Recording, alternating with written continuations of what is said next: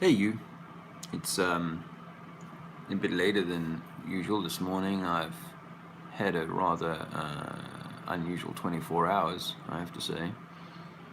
Um, Yesterday morning, Alexander and I went for our usual morning walk. It was a bit before 7 a.m.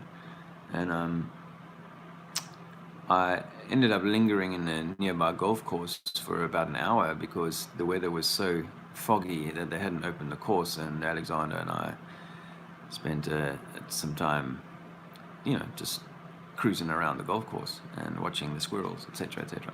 Uh, when I climbed over the fence of the golf course, I walked about 50 paces and I saw three police officers in an unmarked car walk past and thought, that's unusual. They're a mob. Obviously, that's unusual. They're a mob. Obviously, waiting to pounce on somebody. And this is still about half a mile from my house, so I didn't think too much of it. But they came driving past me about a minute later with a white van, and I noticed them. And I also noticed in the unmarked car, the police in the passenger seat drove past, looking at me like this. Thought, you shady bastard! Why is he trying to hide his face from me? Anyway, I carried on walking, and as I neared my house, I looked up the nearby road and noticed that the police van was up there. So I thought maybe it had something to do with immigration or something like that.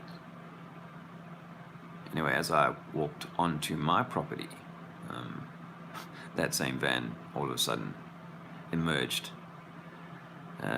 in front of my property, and out popped four plods who quickly, the guy walked, I'm still carrying Alexander, the guy walks up to me and says, "Hello, David. I've got a warrant to search your house on suspicion of dealing drugs or something along those lines." So I won't go into the details. I did initially, say, no, you can't come in, and I tried to prevent them entry and was handcuffed and charged with resisting arrest or whatever. Or not arresting, impeding a police investigation. I'm telling these boys all along, listen, I don't stand under your authority. I'm a sovereign. I'm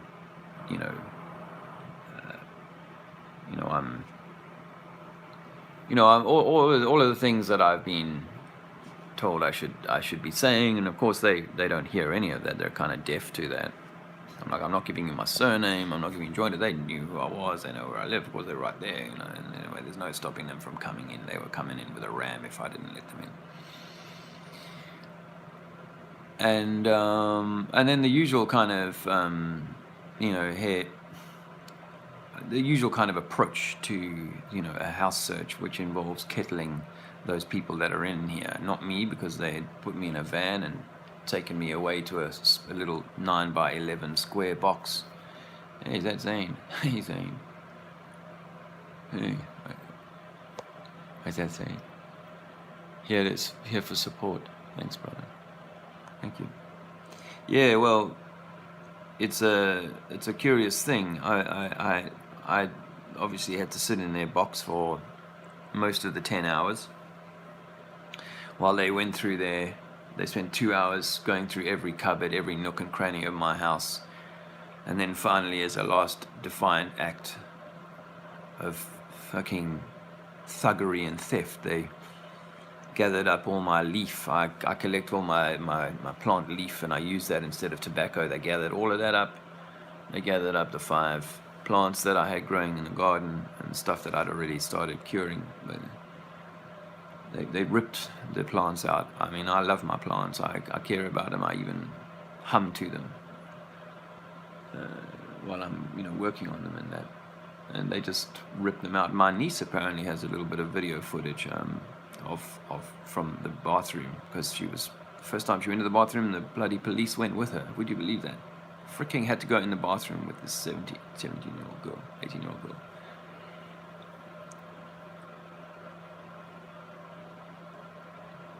And yeah, they just ripped the plants out, and they presented me with one or two of them in the when they gave me the interview and stuff, and I ripped shreds out of these fuckers. I mean, I'm not like trying to be, you know, but I was standing in the charge office just giving them hell, and this, like, you know, sergeant he's probably like a 40-year-old, you know, trying to like tell me to pipe down and whatnot. Fuck, did I tear into his ass. And how unhappy was he at the end when the Crown Prosecution Service had heard all the evidence and gone, there's nothing on this boy, we're going to have to let him go. He's not been trafficking or selling or anything like that. I said to them, go ahead, try and find scales. Try and find any evidence on my phone that I'm arranging to sell or selling to anybody. Bring it. Make my day. And they had nothing. They had to let me go. They charged me for assaulting the police officer, which is such a joke. So I got more trouble for lightly brushing up against some prick who tried to force his way into my house just because he's wearing a freaking uniform and was waving a piece of paper in my face saying he has authority to break into my house. I got a little fucking peeved about that, right?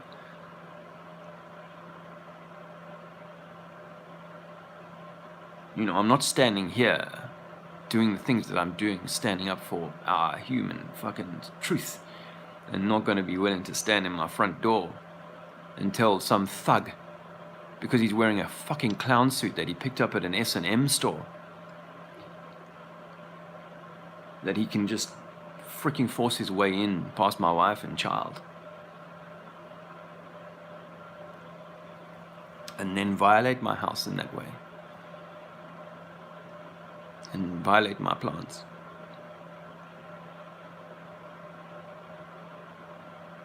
You know what I said to them? The fucking irony is that I use the medicine, the marijuana, my cannabis for medicine. There's no doubt about that. I use it every day. I make no bones about that. You know that from watching my channel.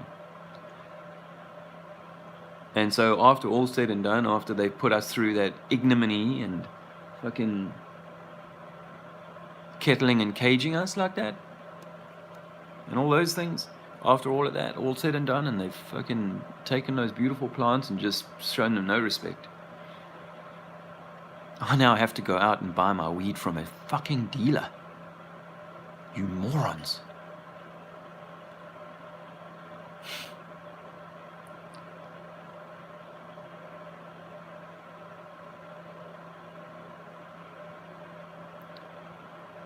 I said to him, you know, when you know, I'm not a man of money, and I grow the weed, well, quality control. I grow for myself, quality control, and the money I don't have to go out and buy weed, you know.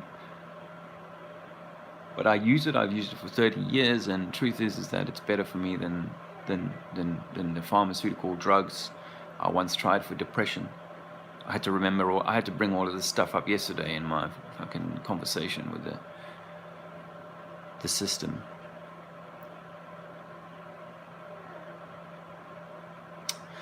Anyway, I think I wanted to do a video last night. When I got home, I was pretty energetic about that, but I thought I'll just sleep on it a little bit and kind of come at it a little bit fresh this morning. It was weird being held in a box. It's not the first time, but I think it's the longest I've been held in a box. And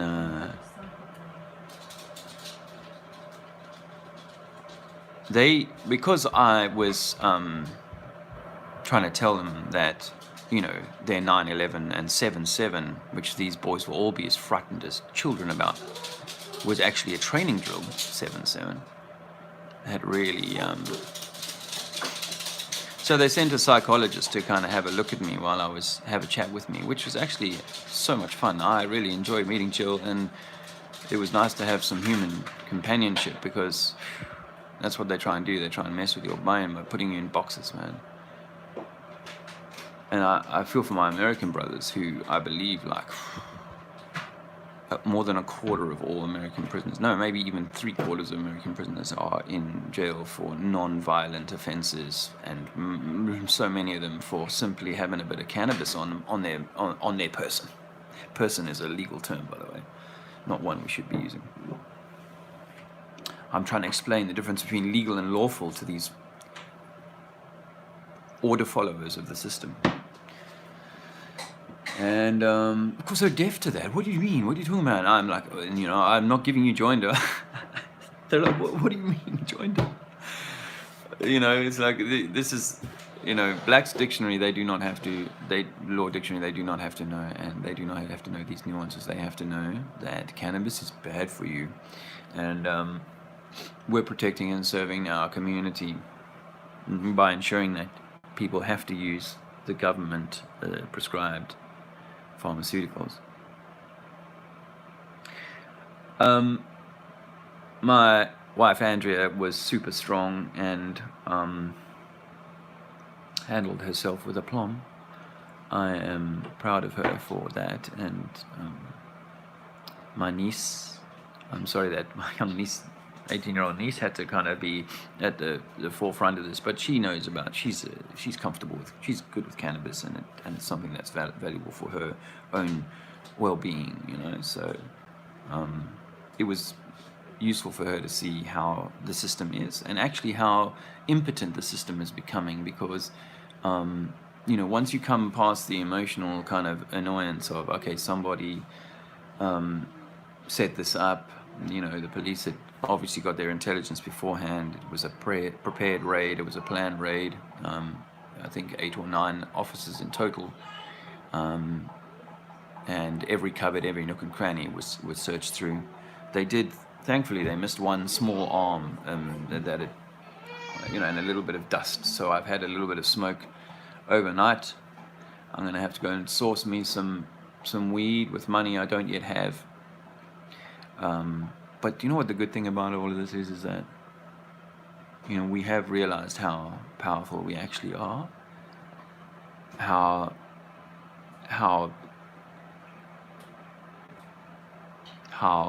misplaced the laws are. And of course I bang on about that all the time, but to have that first-hand experience is, I think, invaluable. And to gain the energy, to gain the strength that such a test, coming through such a test gives us all, kind of, that's the silver lining, you know what I mean? To have lost all my leaf, which is, essentially my tobacco, because I don't like to use tobacco. To have lost all my leaf, and to have lost all those beautiful buds that we're just about to harvest. That's painful, but in return, I've had this awesome lesson. This valuable and powerful kind of injection of energy and enthusiasm to strive to right the wrongs, to make this system better. And I'm not sure exactly how it will unpack, but I just wanted to put that out there for my own sake, and hopefully for somebody else who's in a position of growing themselves. Look, I tried to maintain a couple of rules. Like, if it was more than 9 plants, I probably could have been in more trouble. If I'd had all the accoutrements of selling and so on, more trouble.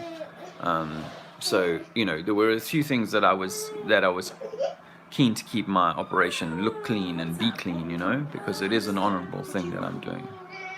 So, hey, my son looks like he needs a little bit of daddy time. I'm going to have to call this short, but I'm going to talk about this again, and I want to assure you that the experience is very interesting and kind of, crap and shit in certain ways, but moreover powerfully kind of enriching and energizing, because there's much to be done. Let me just see whether there were maybe some kind of people I wanted to say hello to. Hey, hi, Nigel. Yeah, I can't. My eyesight. My beautiful plants. Yeah. Yeah, man.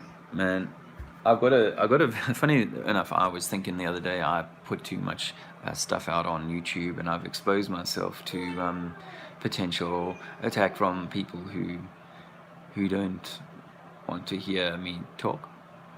I'm not saying that it has come from that angle, but I had held off on putting up a video of the plants the other day where they'd blown over in the wind. I'd filmed that, and looks like I'll be able to put that out now because with them, because the police were like, oh, there's quite a lot of weed here, you know. Yeah, but that's my harvest. I get one harvest a year. I get one crop a year, you know. So I have to grow enough for 12 months. I don't know that I even have grown or had grown enough for 12 months.